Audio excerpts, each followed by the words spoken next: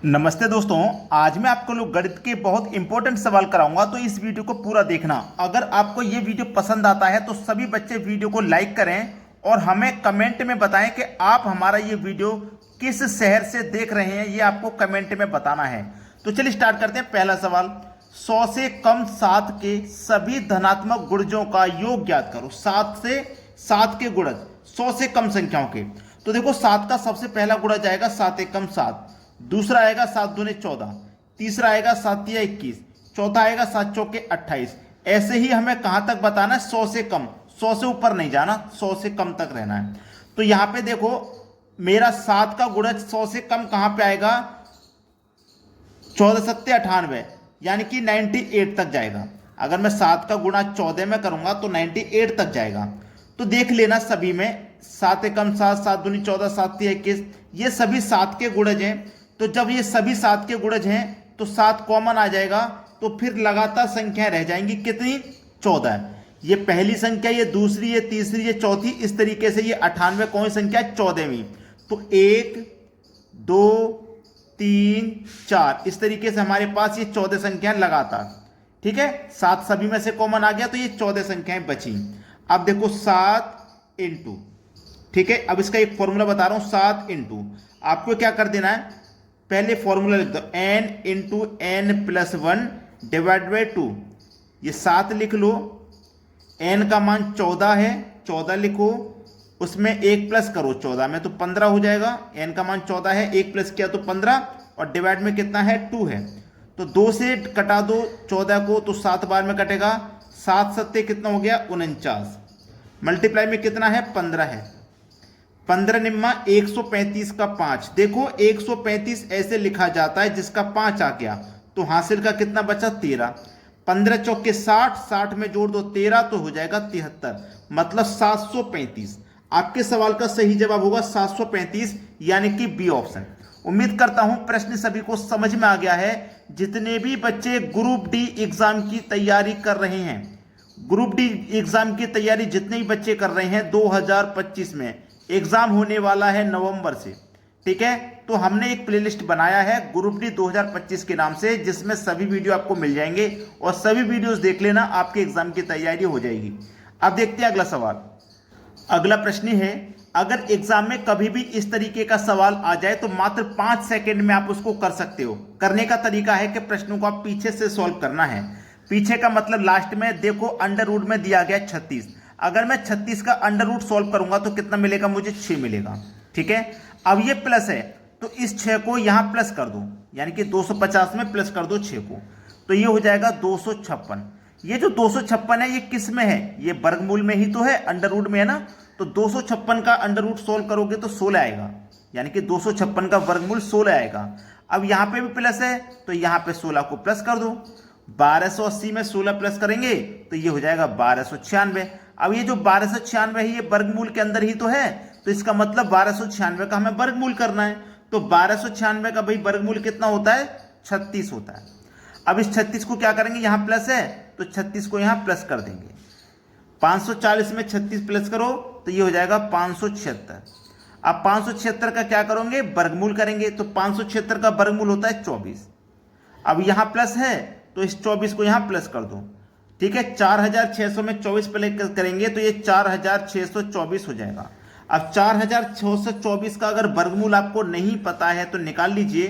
4624 का वर्गमूल होता है 68। देखो आप जब एग्जाम देने जाते हो ना तो एक ऐसा बच्चा होता है कि इन वर्गमूलों को वो निकालता नहीं है, उसको पहले से याद होता है। और एक बच्चा वो भी होता है वो सोच में पड़ जाता है कि भाई पता नहीं इसका वर्गमूल क्या होगा। तो ये छोटी छोटी चीजें हैं, इनको आप सबसे पहले सॉल्व कर लीजिए, ताकि जब भी एग्जाम में आपको ये फेस करने को मिले तो आप मात्र आपको 2 सेकंड का समय लगे इसको लिखने में। ये छोटी छोटी चीजें हैं, इनके लिए मैंने वर्गमूल कैसे पता करें, घनमूल कैसे पता करें, वीडियो बनाए हुए हैं, आप जाकर के देख लेना चैनल पे। ठीक है, अब देखते हैं अगला सवाल। अगला सवाल है, ए एक कार्य को 30 दिनों में पूरा कर सकता है। देखो जो ए है वो किसी एक कार्य को 30 दिन में पूरा कर सकता है। ठीक है, 6 दिन काम किया और बी ने शेष काम 48 दिन में कर दिया। ठीक है, अब सलोच ने क्या कहा है? ए जो है वो किसी कार्य को 30 दिनों में पूरा कर रहे हैं। ठीक है, तो इसको हम क्या करेंगे, ये जो 30 कार्य है ना वो 30 दिन में कर रहा है, तो हम करेंगे 30 दिन में वो 30 कार्य कर रहा है। ठीक है, यानी कि कार्य कितना है भैया, कार्य है आपका 30। इस 30 कार्य को वो 30 दिन में कर रहा है, तो इसका मतलब एक दिन में एक कार्य करेगा। ठीक है, एक दिन में एक कार्य करेगा। बोला है 6 दिन काम किया, उसने 6 दिन काम किया। एक दिन में भैया वो एक काम कर रहा है, तो 6 दिन में उसने कितना काम करेगा, 6 दिन में 6 काम करेगा, क्योंकि एक दिन में एक कर रहा है, तो एक से गुना कर दो तो वो 6 ही काम करेगा। तो 24 में से 6 काम हो गया, तो काम बचा है अब 24 काम ही तो बचा है। और यहां पे देखो जो बचा हुआ काम है उसे 48 दिन में कर रहा है, तो बटे में 48, तो ये हो जाएगा 1/2। 24 से कम 24, 24 दूनी 48, मतलब 1/2। तो बोला है बी पूरा काम कितने दिन में करेगा। पूरा काम कितना था भैया, पूरा काम था 30। पूरा काम 30 था, एक दिन में कर रहा है 1/2, तो पूरा काम कितने में करेगा, जो तीसरे नंबर की संख्या होती है मल्टीप्लाई में वो ऊपर चली जाती है यहां से हटके। 30 दूनी 60 बटे में 1 लिखिए चाहे मत लिखिए, मतलब 60 दिन में करेगा वो। ठीक है, 60 दिन, पहला ऑप्शन हो जाएगा सवाल का सही आंसर। अब देखते हैं अगला प्रश्न। अगला प्रश्न है, यदि a अनुपात b बराबर 1/2 अनुपात 3/8, b अनुपात c बराबर 1/3 अनुपात 5/9 और c अनुपात d बराबर 5/6 अनुपात 3/4, तो a b c d का मान ज्ञात करो। देखो ऐसा सवाल कभी भी आ जाए तो सबसे पहले आपको नीचे वाली संख्याओं का एलसीएम लेना है। 2 और 8 का एलसीएम 8 आ जाएगा, क्योंकि 8 से भी कटेगा, 2 से भी। 3 और 9 का एलसीएम 9 आ जाएगा, और 6 और 4 का एलसीएम 12 आ जाएगा। ठीक है, आपके पास व्यक्ति हैं ए, बी, सी और डी, इनका मान आपको बताना है। चलिए 2 से कटाऊंगा 8 को, तो 2 चौके 8, 4 बार में कटेगा, 4 एकम 4। ठीक है, अब बी का मान निकालिए। 8 से कटाऊंगा 8 को एक बार में, 1 का गुना 3 से करो तो 3। ठीक है, अब देखो हम यहां निकालेंगे बी का मान। तो ये एलसीएम 9 है, 3 से 9 को कटाओ, 3 बार में कटेगा, 3 एकम 3, तो ये बी का मान है, तो बी के ही नीचे लिखना पड़ेगा। ठीक है, अब देखो सी का निकालेंगे। 9 से कटाएंगे 9 को एक बार में, 1 का गुना 5 से करो 5। ठीक है, चलिए आगे बढ़िए। सी का निकालेंगे, एलसीएम 12 है, 6 से 12 कटाओ 2 बार में, 2 पंजे 10, सी का है ना, तो सी के ही नीचे लिखना है। अब डी का निकालो।